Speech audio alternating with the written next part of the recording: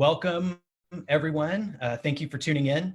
My name is Clayton Norman, and I am the social media and digital marketing leader for Indiana University Studios. I'm here today with Dr. Justin Garcia of the Kinsey Institute at Indiana University.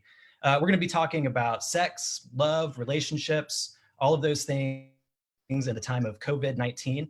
And we're going to be taking your questions. So if you have questions for Dr. Garcia, just drop them in the comments and we will get to them. I'm going to turn it over to him here in just a second. But before we get started, I just want to say that I hope that everyone who is tuning in is staying healthy, is staying safe, is maintaining physical distance from other people and avoiding large gatherings of people.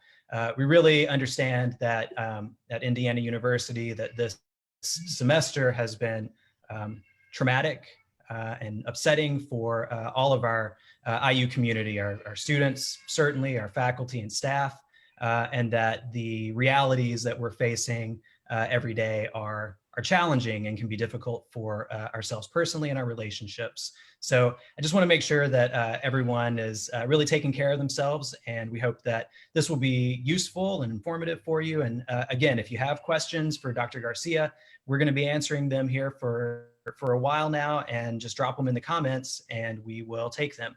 I'll turn it over to Justin to introduce himself now. Oh, great. Well, thanks, Clayton. And hi, everyone. Thanks for joining us today. And I'll echo what Clayton said as well about it's an important time to think about things like social distancing, although as researchers, some of us are now saying physical distancing that highlight it's a time that we want to keep physical space, but actually improve our social relationships. Perhaps we need them more than ever. It's one of the things I hope we'll talk about today. So I'm Justin Garcia. I'm the acting executive director and research director of the Kinsey Institute. And I'm also Ruth Hall's associate professor of gender studies in the College of Arts and Sciences on the IU Bloomington campus. So at the Kinsey Institute, we're the world's leading sex research institute. We have over 13 faculty at the moment, over 7 labs. We work on all sorts of areas related to human sexuality and relationships. Mostly from a scientific perspective, but the Kinsey Institute also houses the largest collection of erotic materials in the world, at least the largest research collection in the world. Well over 500,000 items on the Bloomington campus that are used by students and scholars. And we ask all sorts of questions about diversity and variation and sexuality and gender and relationships, reproduction. And from trying to understand how it impacts our lives. And what I'm hoping we'll talk about today is a little bit about the role of sex and sexuality in relationships, particularly in the time of COVID. And I think for my research interests, I'm a biologist by training, an evolutionary biologist. It really centers the role of intimacy and sexuality in human experience. And during times of major concern and pandemics and potential disasters, it makes us realize even more how influential our relationships can be to our lives and to our health and success. Great, thank you. So yeah, I think really to get the ball rolling, I guess many people are currently working from home, maybe stuck at home with their families or their partners or significant others. Right off the bat, what would you say are the sort of your best tips for people to have healthy relationships, romantic or familial, during the time of quarantine? Yeah, I think there's quite a few things that we can think about that research can inform in terms of our social relationships.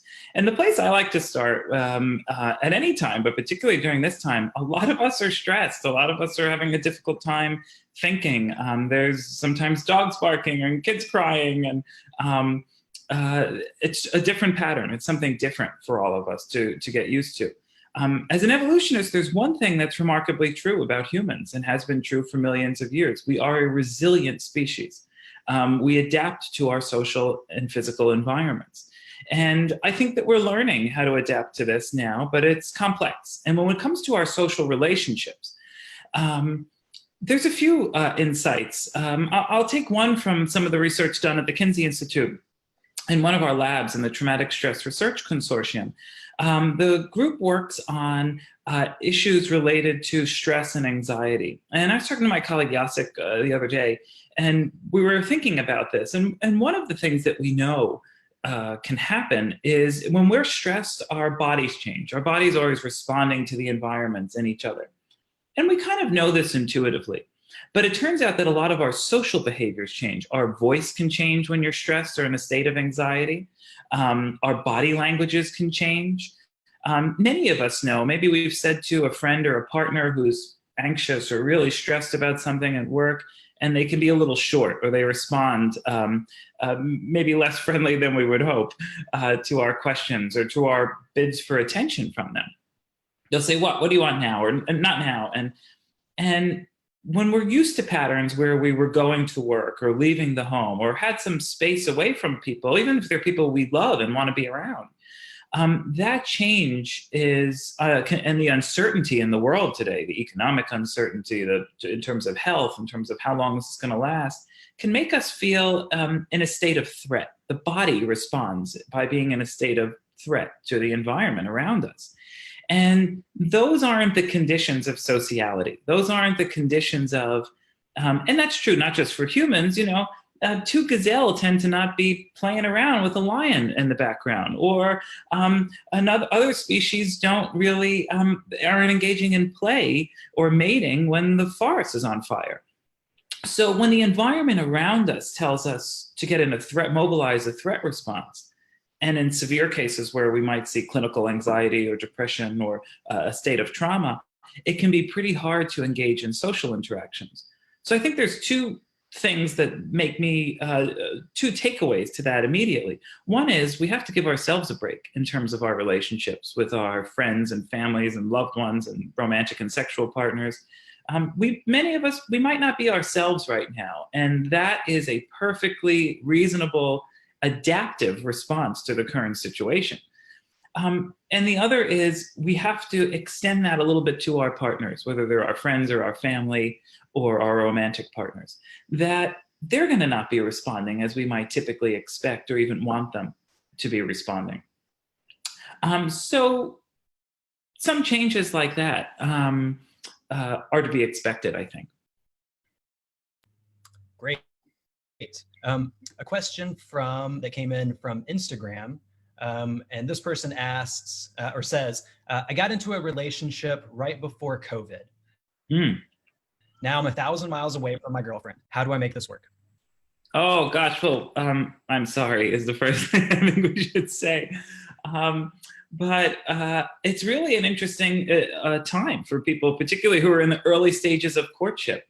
When you don't want to be in what I was just talking about, you don't want to be in these states that you feel too anxious or too nervous. Early stages of courtship are times that are exciting, and you want to be putting your best foot forward and showing your ability to be funny and social and creative. And many of us are having a hard time doing any of those things right now. I was just talking to a colleague earlier, and I said, I usually work 10 hours a day. And I said, are you getting your 10? I'm not getting my 10 hours in. I work too much, I guess is the first point. But how do we do that? And many of us can't, right? This is an unusual time. But to our friend on Instagram who's engaging in these early courtships, what I would say is what the research tells us is, particularly on long distance relationships, is that there are things you can do to try and maintain a connection, even if you're physically apart. Now, in the best case scenario with a long distance relationship, what the research says is, try to maybe not have it distance forever, or make a commitment that you're going to visit each other every month or every 6 weeks, or know that it's only going to last 6 months until someone's deployed for work for a certain amount of time. When it goes on indefinitely, it can be pretty tough on couples, but you have touch points. And I think in this case, what we could do is think of that literature and leverage it to, even though we don't know how long this might last, the need to physically distance, leverage it to maintain the relationship. So one thing, I was in a long distance relationship. One thing my partner and I would do is whoever woke up early would text someone. So she would text if she woke up earlier, I would text if I woke up early. I just said good morning.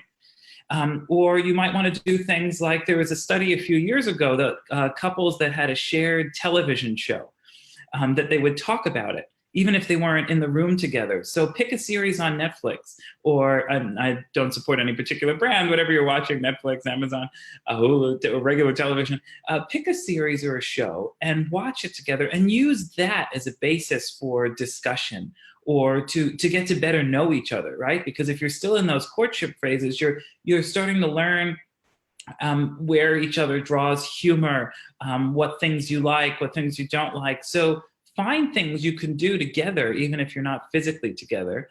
Find things to maintain the relationship, even if you're not waking up with the person in the morning and giving them a hug. Maybe you're waking up and saying, good morning, I'm going to go for a run now, or here's a picture of my dinner. Things that we can use social technologies to bridge those divides if we use them effectively. There are some relationships probably being built on discussions about Tiger King as we speak. Yeah. And I think that's key advice. I really like that one. So Jen has a question. Jen asks, thinking about the added stress that we talked about with the quarantine situation, what would you say to a person who's in an abusive relationship and on lockdown at home? This is one of the, thanks for asking this question, Jen. And this is one of the things that upsets me even more. So one of the other labs that we have at the Kinsey Institute is run by my colleague, Dr. Zoe Peterson. She's the director of the Sexual Assault Research Initiative that we have at Kinsey. And we've been talking about this as well. And there's a little bit of evidence recently that calls to hotlines for domestic violence seem to be on the rise in the last few weeks. So I think the question is rooted in actually what many people are unfortunately experiencing, that there might be a rise of things like domestic violence. If you have a home or a life with someone who has some tendencies for neglect or abuse or violations of consent, these can be made much more intense at this current moment. What we do know is that there are resources, there are hotlines, there's guidance for people who are in those sorts of situations, who are in relationships characterized by domestic violence. For instance, if you're looking up hotlines, a lot of looking up websites and information, a lot of computers, you can search for information in what's called an incognito mode. So it's a mode where what you're looking for doesn't show up in your search history. If I'm putting my other hat on as a sexologist, many people look at pornography in incognito mode, so no one sees their search history. In this sort of more serious case of domestic violence, it's a way that you can try and find resources and someone can't track what you've been looking at on your computer. And to try and reach out to those people, to resources where they're in your local communities or national groups.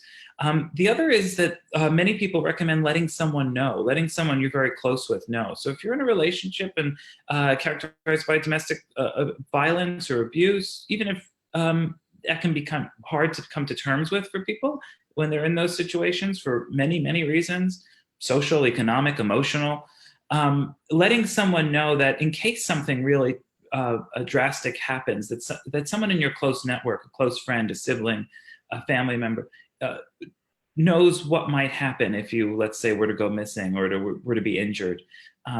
But it's a really scary time. I think that's one of the things that research is starting to point to. Okay, hey, we've got to pay attention. There might be a rise of these cases, and incidents might get worse. But how do we handle it in the time where people are being told not to leave their homes? But always, if people are in risk, we do know that most law enforcement agencies are saying things like call 911, call for help to get out of situations if they're putting you and your loved ones in danger. Thank you. Kara asks, separating my work and personal life is becoming very hard with working from home each day. How can I find ways to distance? Yeah, it's interesting. One of the things I think about with Kara's question is couples who, particularly on a university, it's not uncommon for professors to be married to other professors, let's say, or people on the university campus to be married to someone else on campus. And how do you separate leaving work at work? And many of us don't, right? Many of us, I do a final email check before I go to bed at night, and we have a hard time separating this sort of home life and work life. And some of our careers are not designed to be able to do that. So there has been some work, partly coming out of psychotherapy, that tries to look at couples that have those, or individuals and couples that suffer from some of those issues. So I think maybe we can take a little bit from that to help inform what about right now. And one thing that might be helpful, and it's not super clear, studies haven't exactly studied this sort of scenario that we all find ourselves in now, but doing things like trying to have a routine, getting up, getting ready, doing your work routine, and then saying, if you normally end around 6, maybe that's when you need to end around 6. Or the other thing is many people are also losing their jobs, we know right now. There's an economic dimension to this that is also changing relationships. So perhaps you worked 9 to 5 every day, and now you don't. So you might not be able to pull out of the other aspects of the domestic life to then go do work because you might not be working. So I think it's a really complicated issue that a lot of people are struggling with, or at least are dealing with, and a lot more are going to be dealing with as time goes on. But things like routine can often help. It's one of the things that couples are sometimes told to engage in, to try and separate that. And the other is to find ways to make it work. The reality is this is an unprecedented situation facing all of us, facing Hoosiers here in Indiana, facing people around the globe, that our lives are turned upside down. Some of us are going to be working and there's going to be a dog in the background. Some of us are going to be sitting next to our partner in the one table, dining room table. We've got to get work done. And I think it's a time that what we need more than anything is compassion and empathy. And those are truly important aspects of human social behavior. We're not the only mammal that has empathy, but it is one of the really important aspects of human social behavior and really important to our relationships. There's a whole lot we do in our romantic relationships because we care about our partners. We don't want to hurt our partners. And now's the time to think we need some compassion for ourselves, and we need some compassion for the people around us that, yeah, you're going to be on a business call and a dog might bark. Or I was on the phone earlier and the gardener was outside and the lawnmower was so loud I kept having to mute the microphone. So there's all sorts of things like that. That's just, we have to be a little bit understanding, and I think a little bit compassionate with all of ourselves and our relationships. And the fact that if you're next to someone for 12 hours who's your partner and you're, sharing workspace with the person now, there are going to be moments of tension. It is unreasonable for any of us to expect that if you're living with partners or living with family, or if you've got kids in the home and you suddenly are trying to do the child care taking and do your work and try to stay a little bit calm throughout the day, that's not going to have moments where it gets the better of you. It would be unreasonable to expect that given the current environmental situation, given, again, we're an animal responding to its environment. And that's okay. I think that's okay. And that's what couples therapists would say to couples. I'm not a clinician, just be clear, but that would say that there come moments when we have to say, yeah, this is stressful. And but one of the unique features of couples that are highly satisfied in research, and couples that report, like for instance, high marital quality or high relationship satisfaction, is that there are highs and lows, but they weather it together. They say, okay, this is going to be a stressful moment or several moments or several months, but we're in it and we're in it together. And whether that's with your romantic partner or your whole family, whoever you're sort of nesting with right now, I think that is one of the tricks, is that we have to be compassionate to ourselves, to the people that we're with, and to say, hey, we're either going to ride this out or it's going to get really unpleasant. Yep, compassion is key. That's important. So Rachel asks, how would you enhance your relationship with your partner during this time? So rather than going crazy, how do you make the most and really make sure that you come out of this stronger? Yeah. Oh, that's a great question, Rachel. Um, well, I have a couple thoughts on that. And one is, I think it's an opportunity for many of us to really turn towards our partners in romantic relationships or marriages or early dating, whatever stage of relationships we are, and whether or not we're even in the same house with a person.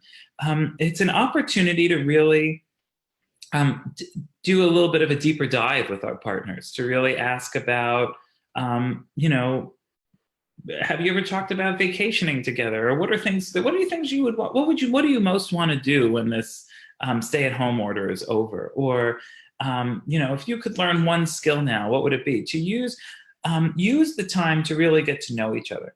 So when we look at the research on what's called close relationships, and psychologists use the term close relationships to talk about romantic relationships, friendships, family relationships, any of those that are psychologically characterized by a connection, a deep connection. And if we look at close relationships, there's all sorts of traits that are unique to them and that are important to them. And one of them are things like self-disclosure and a little bit vulnerability, and particularly true in romantic relationships.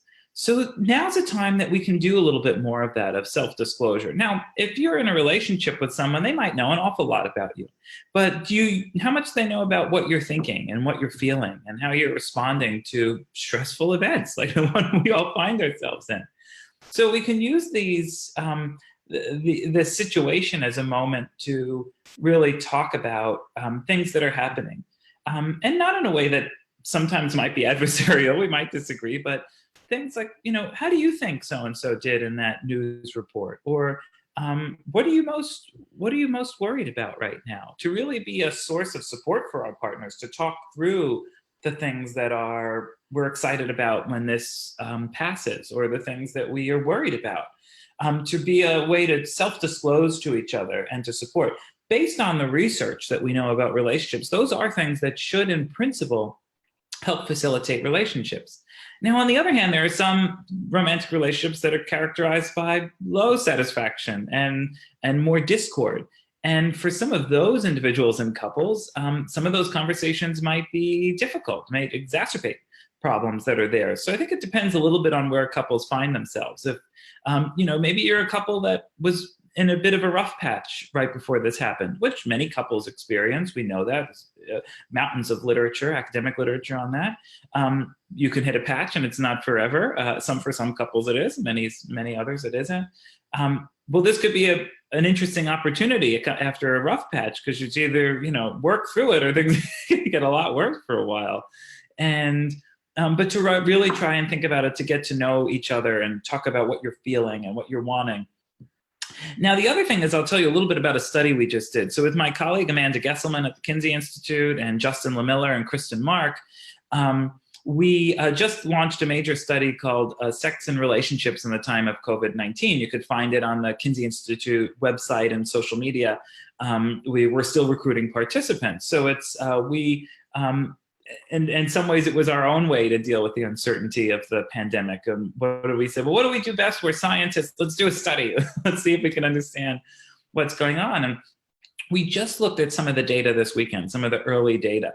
So we've got a few thousand people so far in the data set, and we're trying to ask more questions about sex and relationships. And one of the things we think is happening is, at least from some of this early data, is that there might be some people who are using this time to expand some of their sexual repertoires. So it might be a way that they're saying, oh, let's try something new. And maybe that new thing is even just more communication. Tell me what you like, what you don't. Maybe it's trying new or different activities, whether they could be sexual activities, or they could be things like, have you ever given your partner a neck massage, or have you, or a foot massage? Or so when we think about people's intimate lives, the new sexual variety can range from what you might think of on more extreme ends of new sexual behaviors and activities and products and toys, to another end where it's maybe something like, have you ever rubbed your partner's neck and shoulders? Have you ever taken a hot bubble bath together? There's all sorts of things that we can integrate into our intimate lives that might be novel. And what we see is that for at least the data so far suggests for some people, they are using this time as an opportunity to expand those repertoires.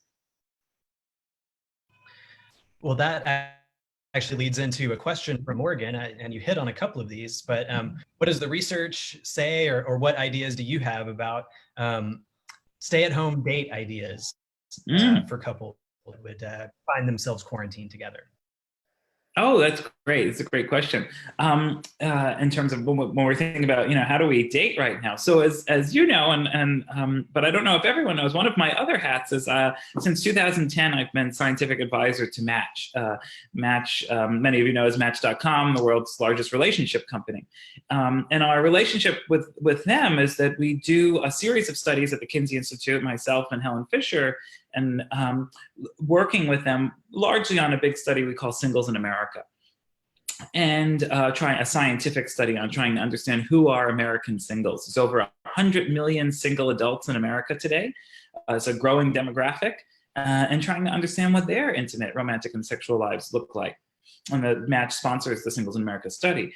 And so when we think about dating at home, it's really interesting because so much of that courtship process and that dating process does involve things like hearing someone's voice and seeing their body language and maybe smelling their pheromones and we engage in the bodily senses, which we have for millions of years. We've evolved to engage the bodily senses in courtship process. And but at-home dating, I think, is a new adventure for many of us. So again, I think it's an opportunity. Yeah, we can all think of it as saying, okay, this is going to be really tough, and I don't know how to do this, and in fact, the species isn't evolved to do this, and it's going to be a mess. But the other way to think of it is, which is maybe all true, but the other way to think of it is, well, it's an opportunity to try and get to know people, right? So some of the early data suggests that from some of the dating sites and apps suggests that on average, there might be more activity on some of the dating apps. I'm being a little cautious in that because we also know there's certain demographics that might not be the case, and some of the early data suggests it might not be the case. So, for instance, if you're a single parent right now, you're probably not spending a whole lot more time on a dating app because you're being both parent and teacher and professional all in one. Any of us with friends with kids right now, or if you have kids right now, recognizes this is a new challenge. So for some, it is an opportunity in that way. And then in others, for others, it's a little bit different. But I think what we can do is leverage the social technologies that we have to try and think about dating at home. So using things like FaceTime or Zoom or Skype or ways to video conference so that you can see someone's facial reactions. To really use the opportunity to connect, even if we're not doing it in the ways that we're used to, or maybe even we most would want, maybe in person over over an adult beverage or a lunch. Food sharing is important for courtship, and but engaging in ways that we can try and connect with someone. So, for instance, a lot of people I know have been doing virtual happy hours in the afternoon. There's a way to connect. And sometimes, even if you're at home with people you really enjoy, as a way to say, I'm going to see some of my other friends or my other people that I'm connected with. And things like that. You could go on a virtual date with someone, do it on, use the technologies that many of us have at our disposal to try and connect with people, even if it's in different ways. So watching a show together, having a glass of wine together, that's one way to do it. And there are some games. There are games that you can play that you could play long distance with someone. So all those things that we know that we've got tucked in our phone and our computer and our email, now's the time to use them, but with a specific targeted person, and really think about it as a way to maintain and build relationships with people. That's great stuff. Nick asks, how do I handle situations where I feel pressure to shake hands or hug?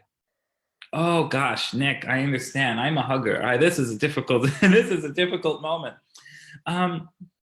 I think that when we think of that now, okay, well, let's talk about touch for a moment if we can. So I've long been interested in touch. It's one of the features of mammalian social behavior. Mammals like to engage in touch, in part because we like to engage in grooming. even if we don't often think of humans as treating each other like maybe like a primate, we do a lot of things that's similar. And when we think of that, if we put that framework on, we know that touch is important. In fact, a wonderful study just came out in the Journal of Social and Personal Relationships, I think about a week ago, showing that we know that there are, research has shown relationships between things like anxiety and marital quality, and attachment style and marital quality and marital satisfaction. And it might be that touch can mediate some of those relationships, so that the type of touch that we engage with people can be important, particularly close people we care about, romantic partners, loved ones, family, friends. But now is a time that we're thinking about, being more careful than ever about touch. In fact, we did a study, Amanda Guesswin and I did, my colleague at Kinsey, Amanda and I did a study a few years ago on touch in couples. And in a sample of about 1,000 married Americans, we found that a full third, 34.4% in our sample, said that they were not touched enough by their romantic partner. So we know we're already having problems. Many people are having problems with touch. They're not getting the connection that our inner mammal desires. But when we think about right now, we have to be careful. And I think to Nick's core question of how do you tell people, I don't want to touch, I think it's a socially responsible thing to do right now, that you don't shake hands, or we're not hugging each other. You're presumably not kissing people if you're on your digital dates, right? We're not engaging in that close encounter because we can't, right? All the messaging from public health right now, ranging from, the National Institutes of Health to the Centers for Disease Control, the World Health Organization, all of these major organizations are telling us we really need to engage in some physical distancing to slow the spread of the virus. And that means having to say, if someone really wants to shake your hand, you just say, no, I'm not doing that right now, or wants to hug, or say, I'll give you a hug in a couple months. And now it's a little bit different if you are living in a home with someone, right? If you what are sometimes being called people's pods, and if you're isolating with your family or your partner, well, it's perfectly fine to hug them and to shake hands with them and to cuddle with them. And in fact, if we're feeling anxious about the world around us, we might want to do that more than average, because that physical touch can help bring down a sense of anxiety. It can help calm us, particularly if it's touch from a loved one, someone we care about. So we might be craving it more, but we have to do it, I think, carefully and responsibly because of these other potentials. Now, there is one caveat. There is a response that particularly evolutionary psychologists have studied called disgust response. And humans vary. People around the world and in any given society vary in our tendencies for disgust response. It's arguably an emotional state. And some of us respond strongly to things that are potentially disgusting, particularly as an issue of disease avoidance. And other people we know are just fine. I have one friend we'll eat something off the floor, no problem. And there's variation in that as a psychological trait. So for people who tend to have a little bit higher of a disgust avoidance, right now is a time that they actually might have a really difficult time with things like touch or kissing or cuddling, even if it's with someone that they love, and even if it's someone that they've been isolating with for weeks, because what their bodies and brains are responding to is this threat in the outside world, in terms of disease threat in the outside world. So when we think of touch, when I think of touch as a behavior, as a human behavior, as a behavior mammals engage in, it's a remarkably important one. And it's a powerful one. It can calm us. It can make us feel connected. It can cause rises in oxytocin, which is associated with lower inflammation and lower anxiety. There's a physiology to touch. But right now, we have to be careful about touching people, and even friendly touch, because we're dealing with a pandemic. We're dealing with an infectious agent, and we also have to keep in mind that some people right now are going to be highly sensitive psychologically to not wanting to be touched. So, but we're going to get back to hugging one day. Don't worry. Hugging will return. Yes. Yeah. Another question is, what are some ways that you can assist your partner with any negative or anxious feelings during this time? That's an excellent question. So many people are feeling right now. Yeah, I think that's great, and I love that we're thinking about how to support each other during this difficult time, and leveraging the best part of our close relationships, which is a sense of support from others and feeling comfort with someone. Why so many people live for love, right? Is to have those connections that make us feel grounded and safe. And I think back to something we said earlier, is it's a time to really pay attention, to look at someone's voice quality and pitch, to look at their body language, to see how they're responding. When people are in a state of anxiety, both psychologically and biologically, sometimes they can recognize it, and then a whole lot of it happens subconsciously. So we might not realize we're kind of wound up, as the expression goes. And we might not be able to articulate that to our partner. We might not be able to say, hey, I know I'm being a bit of a jerk right now. I'm just so anxious and stressed. You might not realize that in the moment. So part of what we can do for each other is back again to having compassion for each other, and kind of paying attention to saying like, oh, I think you're stressed. Now, that doesn't mean that we need to go into a therapy moment where we say, here's what I think you need to do. What it does mean is that we kind of just respect that each other, that we're all responding to being in close quarters with each other. Sometimes some of us too much close quarters with another person, that we're in states of stress and anxiety. So it's a way that we can, one thing I think that we can do is really say, it's okay, it's okay, and pay attention to the things like body language and what our close partners are doing. The other thing we can do is trying doing things to distress together. So my colleague Steve Porges at the Kinsey Institute has written a lot about what's called the polyvagal theory, and things like trying to calm our nervous system. So engaging in things like deep breathing techniques, things that we often hear about in wellness. It turns out, like wellness and yoga and meditation, it turns out that there's also a physiology to that the research suggests that there are ways that we can kind of calm down our nervous system, our autonomic nervous system. So engaging in things like light exercise, or even heavy exercise, yoga, meditation, deep breathing, they're ways that we can try and biohack, as it were, to take control of our bodies to try and reduce that anxiety, either in ourselves or recommended in your partner. Now, keeping in mind that not all partners are responsive to someone saying, hey, you're stressed, go do some deep breathing. But maybe saying, hey, you want to take this, let's take a walk together in a place that you can stay physically distant. That we, let's take a walk together and try and enjoy. Those of us in Bloomington, springtime is here. It's one of the most gorgeous times of year.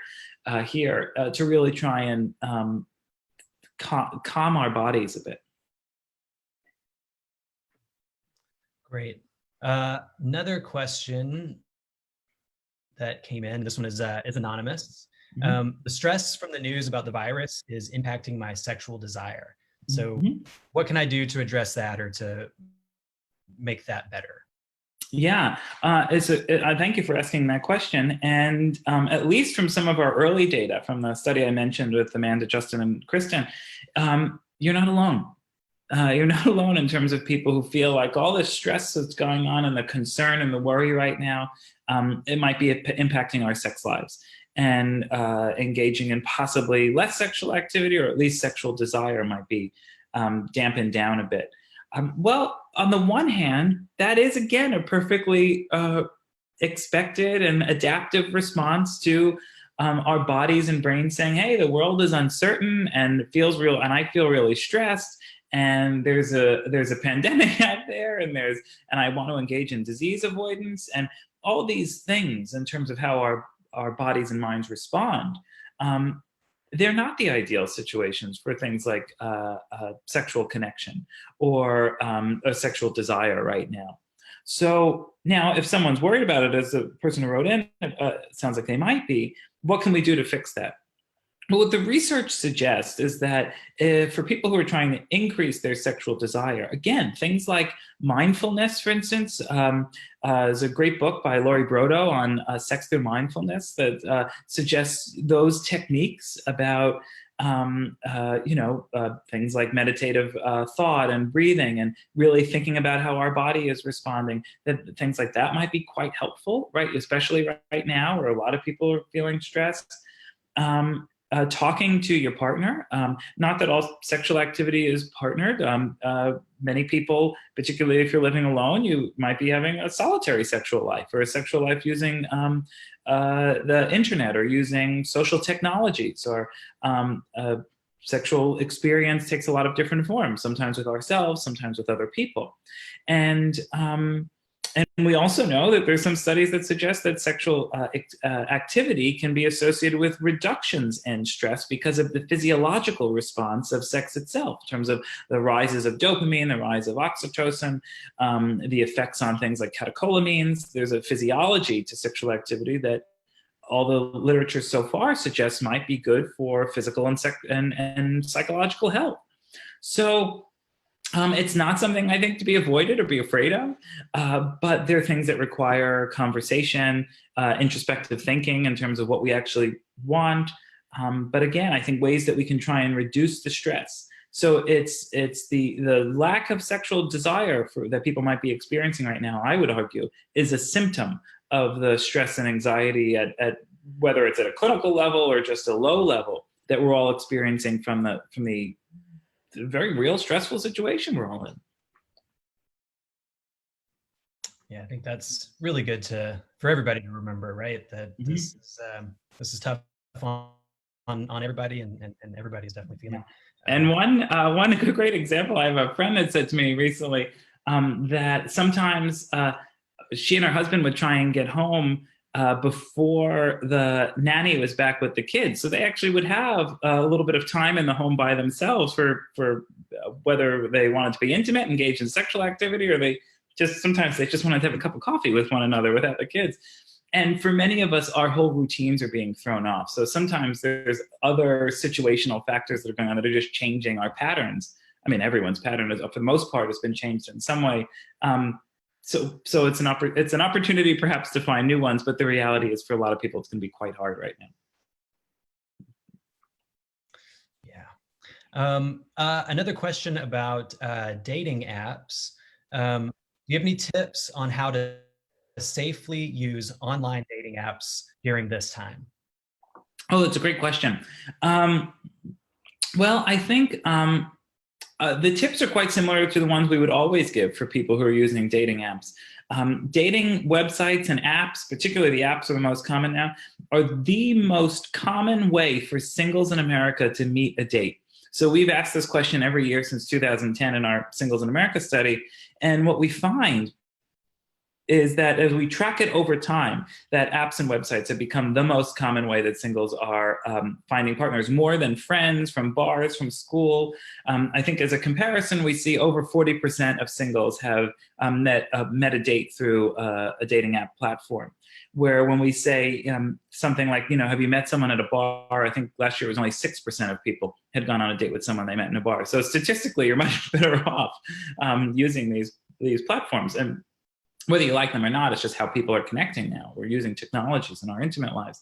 And in terms of things to be safe, the general advice are often things like you don't put out too much personal information right away. You don't post your address on them. But you or also try and pay attention for things like any of the potential for any kind of phishing or catfishing scams. But then when it comes time to finally connect with someone, and I think right now what my guess is we're going to see is more people connecting by phone and virtual. So I think we're going to see this period of time that a lot of first dates for people are going to be like this, like on this teleconferencing before actually physically meeting the person. Because one of the things that we know is that if you connect on someone on a dating app, you don't want to engage in messaging endlessly for 3 months. You need to, at some point, if you're interested in a relationship with a person, if you just want to talk to them forever, which some people do, that's fine. But if you want to try and move it, if you're on there to try and build a romantic relationship, you need to allow that to progress to different stages of connection. And so what we'll often say is, don't message for more than, a couple of days. Then you have to say, hey, you want to meet for a cup of coffee or lunch? And I think The problem is right now, we really can't say, hey, you want to go meet for lunch? First of all, most restaurants aren't open, but also in terms of the physical distancing we're trying to practice, or encouraging people to practice. So what you might do is something like, hey, do you want to talk on the phone or video?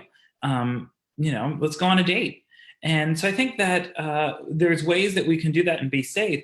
But at the same time, when you're giving someone your phone number, that's okay. You want to limit the amount of identifying information you give right away, not in terms of things like social media handles. All of that appears to be fine.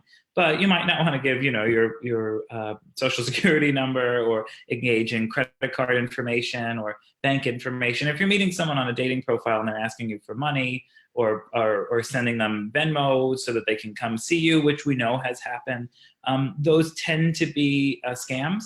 So even though sometimes you can be talking to someone for several days and they seem quite, and they just say, well, I can't wait to go on a date. I just need some cash for the cab to get there.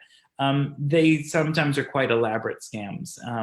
But they tend to not happen that much. The vast majority of people on the platforms, particularly the paid platforms, which often will do try and weed out a lot of that, are one of the millions of people who are looking for a partner on these new technologies.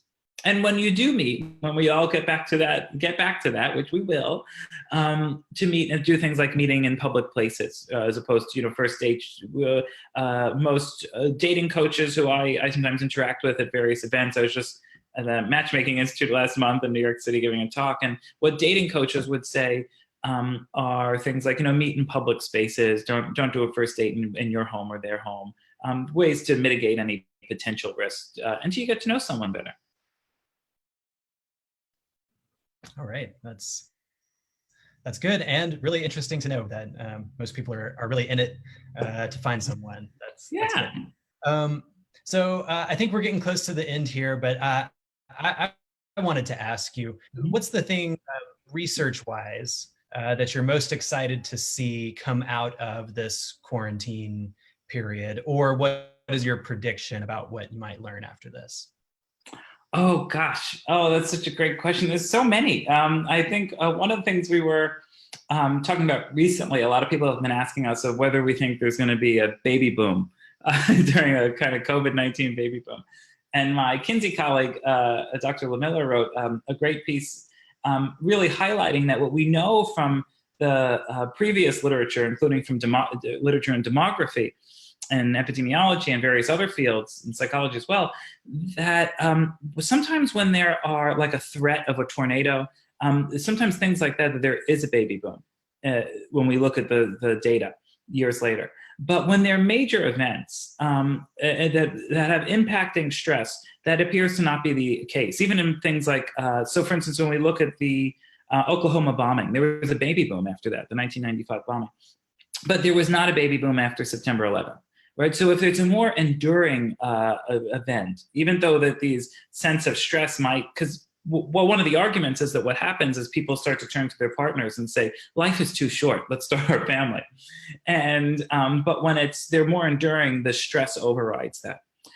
So one of the questions I have is looking a few years from now is what happens to things like fertility patterns? What happens to divorce? What happens to marriage? Are people getting married more? Are they getting divorced more? We're going to see a rise of online marriages. So I think some of the questions I have are ones that we'll answer in 5 years from now, is really what are the long-term effects of this time on our romantic and sexual and reproductive lives?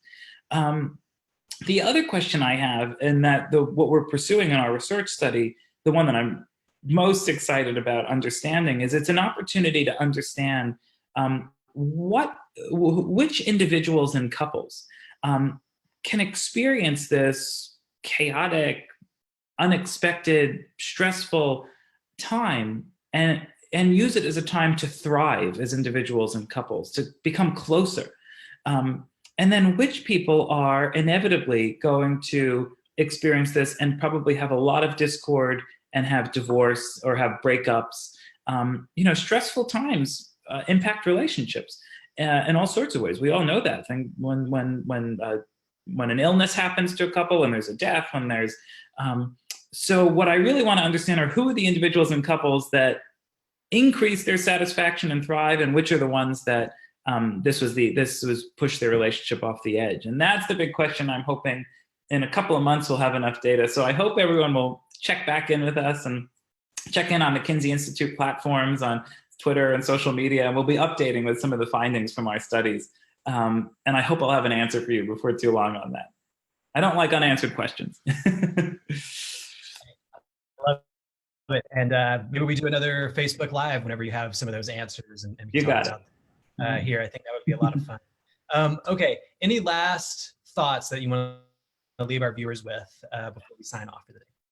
I think the most, if I can leave with one thought, it's when we look at the literature, when we look at the abundance of literature on human sexuality and relationships and family dynamics, what it tells us is that people, there's a lot of variation, that there's no one size fits all. And I think, in fact, when we think of the research at the Kinsey Institute for nearly 3/4 of a century, almost, we're 73 years old this year, when we think of the most consistent theme of sexuality and relationships, it's variation.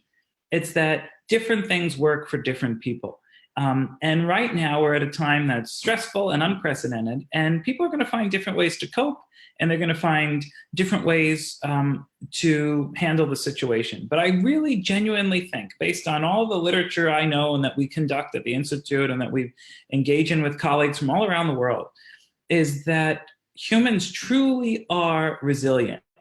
And I think if we can try to approach this with compassion for ourselves and each other, and our relationships, that more of us can end up on the other side of this in a better place than in a worse place. And I do think that that's not just me being optimistic. I do think that what the literature tells us is possible if we just give ourselves a little bit of a break and try and connect, even if we're not physically able to do it as much as usual. That's a good note to go out on. So if you guys are just joining us, we're actually about to end this live broadcast. I've been speaking with Dr. Justin Garcia from the Kinsey Institute at Indiana University. We've had a really great conversation about sex, love, relationships, all of that in the time of COVID. There's a lot of great resources that we've put in the comments. So again, if you're just tuning in, or even if you watched the whole thing, I would definitely recommend that you scroll through the comments, check out all of the links that are there and the different questions that we answered. And we hope that next time you will tune in again. And we're going to go ahead and end this. Thank you very much for joining us.